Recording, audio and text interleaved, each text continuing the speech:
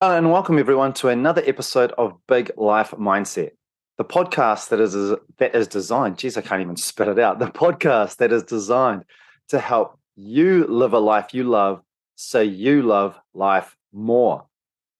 My name is Eddie Rakanui, and this podcast is in the top 10% most shared worldwide on Spotify. I am a leadership coach for winners of the Westpac Bank Innovation Award. I have created online courses to help build your confidence at work.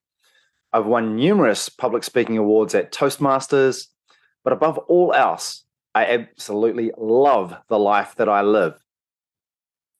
In today's episode, today's a bit of an anniversary episode, but there's something in it for you as well. So yesterday marked the first year since I launched this podcast. I don't know, English is a second language for me at the moment. What I'm trying to say is, a year ago today, I overcame massive amounts of self-doubt and negative self-talk to publish the first episode. Now, for those of you who are joining me on my Spotify channel, or when this gets published to YouTube, you'll see that you get the privilege of seeing my face and parts of my lounge. You're going to see I'm slightly unshaven. I'm wearing a t-shirt and a beanie. Got my glasses on because I don't know, partially blind when I'm not wearing them. But the reason I mention all of that is when I started this podcast, I had a view and a vision of what I wanted it to do. And that it was very selfish. I wanted to document a lot of the experiences that I'd had. And I kept trying to write a book and memoirs and an autobiography. And that's actually too flash. I was just like writing stuff down. And it just really wasn't working out for me. And so I took the plunge and I practiced what I preach. And for all of you, my longtime listeners and audience, you know how much value I place on being uncomfortable and growing. And so I just forced myself into that space where I said, I've had enough of getting in my own way, and I've had enough of the imposter syndrome, and I've had enough of the self-doubt, and I've had enough of the negative self-talk, and I'm just fucking publishing this thing whether it kills me or not. And so I did. So I pushed record, and then I published one episode, and then I published another, like hot on the heels of it too. So I couldn't go back. I'd done it, right? I'd committed, and then I made sure I overcommitted. And the podcast evolved, and it grew, and it changed, and I found my own voice. And I found different ways of telling stories that I wanted to. And I'm still growing, and I'm still evolving. This is not the finished product by any means. But the reason I mentioned, the backing and what you're looking at now, if you are able to see me, is the thought of just like pushing record. Like literally, my preparation was I opened up my laptop, I got the mic out, push record, and now I'm just talking. I'm just talking, and we're going with it. Now, why this is of use to you is if you looked at the journey that I went through, there are so many people out there that hit that brick wall of self-doubt, and then they just don't climb over it. We just don't climb over it. I have a wicked blend of being a perfectionist, a people pleaser, driven, a whole bunch of other things, but what that meant was when I first started publishing them, I wanted to speak to the audience, and I made these 9-minute episodes. Go and check them out. Maybe not the first two. The first two are a bit gnarly, but once I get into my swing of things, anyway, check out whatever it is. And I was scripting these stories down, and I was scripting these stories because to me, I wanted to craft a story in exactly the way I would want to hear it if I was listening to it, which is fine, but that means there's so many opportunities for you to get in your own way. This doesn't work out, and I don't like the sound of my voice here, and I don't like the audio on this bit, and I should say this word instead of this word, and fuck, you just go around in circles, right? I'm pretty sure I'm not the only person that knows how to have conversations in my own head as well. Like I can have full-on conversations with myself, and then by the time I actually say something, I'm like, man, that wasn't even worth it. So kind of bring it back again, was that where I am now is I'm in a much better place mentally to provide this kind of what I think is value add to people without getting in my own way all the time. And the only reason I think I was able to do that, especially in such a short time frame, was by taking the plunge. By doing it and starting it, it meant that I could change it along the way. But if I never started it, there would have been nothing to change, right? Yeah. So, a bit of a pat on the back. Like there's that phrase that I use at the start as well. Like this podcast is in the top 10% most shared worldwide on Spotify. So that's a true story. I published the first episode on March the 12th, and then Spotify released this end of year report. And so I caught it in like December. So in the space of 7 months, March, watch this guy with his maths. This is how, like, kids, you don't need to know maths. I'm not saying don't learn maths. Maths is useful, but if you're shit at maths, it doesn't really matter in the scheme of things. Okay, so March, April, May, June, July, August, September, October, November, December. So it's about 9 months. I think I've been telling you around 7 months. That's how long it took me. Whoopsie. So in 9 months, I went from significant crazy levels of self-doubt and all the other things that I just talked about to having this podcast that Spotify have recognized as in that top 10% most shared worldwide. Now, that is an awesome achievement. I pat myself on the back for that. The 10% thing, like that's big time. It was unexpected. I'm super happy. Cool. Draw a line under that. The biggest achievement I had out of that was the bit that I talked about, though, was overcoming that self-doubt and that imposter syndrome and that negative self-talk. Because that can be crippling, eh? I don't know about you folks, but like, fuck, I can get in my own way so many times, and I can make things a lot harder than they actually need to be. So for me, on a personal level, while I like the accolade from Spotify, it doesn't come close to that feeling of elation, I guess, validation, other words ending in shin, I guess, whatever. That helped me. It's just helped me in so many other ways. Like I can use it as a reference point as well. And so there's a learning for you folks, in case you're wondering. I'll finish that first bit and then I'll talk about the second bit. Okay, so I use it as a reference point to recognize, yep, I was successful in this field. Now that success increased my sense of self, my self-esteem, and my sense of confidence to transitioning that into other facets of my life. Cool. So, in case you haven't heard this phrase before or concept before, there's a concept called self-efficacy, which is a model. It's like a cognitive model that I have structured a lot of my thinking around. And self-efficacy is essentially how you perceive yourself to be successful in any situation, whatever that situation is. Now, if you perceive that you're going to be successful in a situation, you are more likely to be successful in that situation. And not only that, you will set loftier goals. I shouldn't say loftier. You will set higher goals in order to achieve that.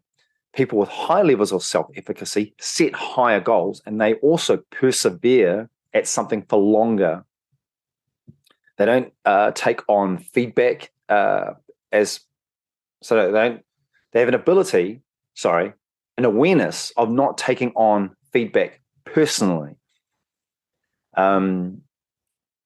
People with high levels of self-efficacy also look to others, their peers, and they identify what's working over there, and say, I can do that, and I can do that because I'm just like that guy, and I'm just like her over there too. Like we share a lot in common.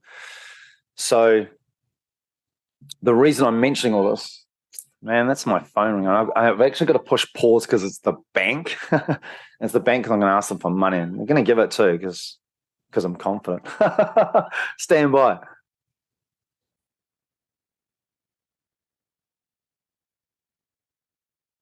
Done, just like that. Went in there with confidence, and it was well deserved. So, bringing that all back around, the reason I mentioned self-efficacy and confidence and value of self is because like, all these things that I keep doing and all these things that I keep sharing with people and how to attack the world, this is not just my lived experience. My lived experience has absolutely helped position this style of thinking in my mind. But I'm a nerd at heart. And so for a long time, I was wondering, well, why does my experience different from other people's? Why do I react to an experience differently to others? And so I started looking at this concept. What I found that I stumbled into this concept called self-efficacy by this guy, Albert Bandura.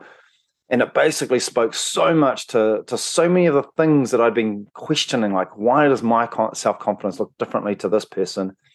And why does my confidence so high in this particular field, but so low in this other one? I'm a really confident person in general, but as I touched on with the podcast, I just wasn't. I absolutely wasn't. Somebody said, "Hey, you're a confident podcaster," after the episode 2. Like, hell no. Nowhere near it. I mean, look at the state of me. I'm scripting every phrase, every syllable. But now I'm like, right, we're opening up the laptop, put the mic in front of me, and let's get this party started. You just saw an example or kind of experienced slices of an example with that conversation I just had with the bank. There's so many other aspects of my life.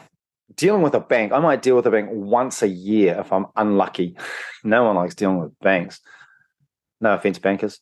But there are so many other aspects of my life that I'm good at.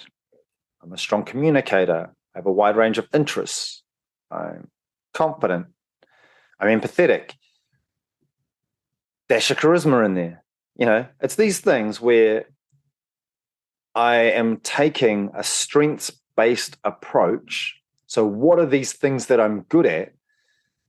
And how do I transfer them into this other area that I may not be good at, simply because there's a lack of familiarity, like dealing with a bank?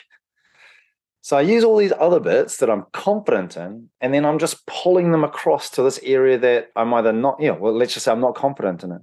So I'm pulling all those into this area that I'm not confident in. I tell myself I'm going to be successful. I'm going to have a successful outcome from this conversation with the bank. Not just wishful thinking, but because I've got these other examples to lean on. The Toastmasters thing, the podcast thing, I made breakfast this morning without burning it. Hooray. Like, that's not a thing that everyone can do. And fuck, I've burnt so many cooked items. It's unbelievable. But you get the picture, right? You can take areas of your life that you're, let's say, not shit at. You can take an area of your life that you're not shit at. And then you can say, well, I can pass to some level of degree. I've got some sort of competency in that space. You can take that and the confidence that comes with being not shit, and you can apply that into some other field that you might never have looked at before. And you can build on that. And so once you have that kind of transfer over into another sphere of your life, part of your life, then suddenly you've got these two pieces of your life that you're not shit at. And so you can keep building on that consistently, continuously. Sorry, continuously was the word. You can build on that continuously. And so that's what I do. That's what everybody can do. I'm not unique in this sense. This is a well-documented theory, concept, and it works in the real world. Now, if I was to draw a big bad circle around everything that I've spoken to this morning, it would be for you, the listener, the watcher, the audience, to look at me, and I'm not dissimilar to you. I'm the same. Like, we share so many characteristics that if you and I sat down in a room or at a bar for 2 hours, man, we would be in stitches at how much we have in common. And I firmly believe this. And in fact, no experience that I've had, like every single person that I've met that I've been able to sit down and have quality time with, this is just like a constant theme. Like, this happens all the time. And like I say, it's not just me. Like, but the gist of it is that, look at me. I'm no different from you. I have all the self-doubt. I have all the stumbles. I drop the ball all the time in life. I make so many mistakes, and I want to keep making more. Maybe that's a difference. But I'm making all these mistakes. But we share a lot in common. Now, the approach that I've taken is exactly the same one that you can take, and you can take it now, like today. As soon as you stop playing this podcast, you can start doing something. You're like, man, I'm really not confident in this, but actually I'm good at this, or I'm not shit at this other thing. I've got a starting point. Okay? So with that in mind, that's the big circle. You and I are very similar. Look at what I've done. You can do it too. You can do it whatever field you want. Start a baking business, start a bank. I don't know. I was going to say couldn't care less. I'm interested to know what it is actually that you decide to do. But you can do it. And I know you can do it because I can do it. And we're very similar. Cool. That is it for now. I think that will help me celebrate 1 year of podcasting. I'm super, super happy. God damn it. It's right. It's another call. I'm going to silence that one though, because I need to finish this podcast off and get it live. I am lost my train of thought. Man, you can do this. I know it's real cliche, but you can. I know you can because I did. I am. If you are looking at structuring your life in a way that makes sense for you, and if you are looking at unlocking this life that you want to be living, then in the show notes is a link, and that link books in time with me. Click on that link and book in time with me, and I am confident that I can help you to live a life you love so you love life more. All right, thanks for that. Bye for now.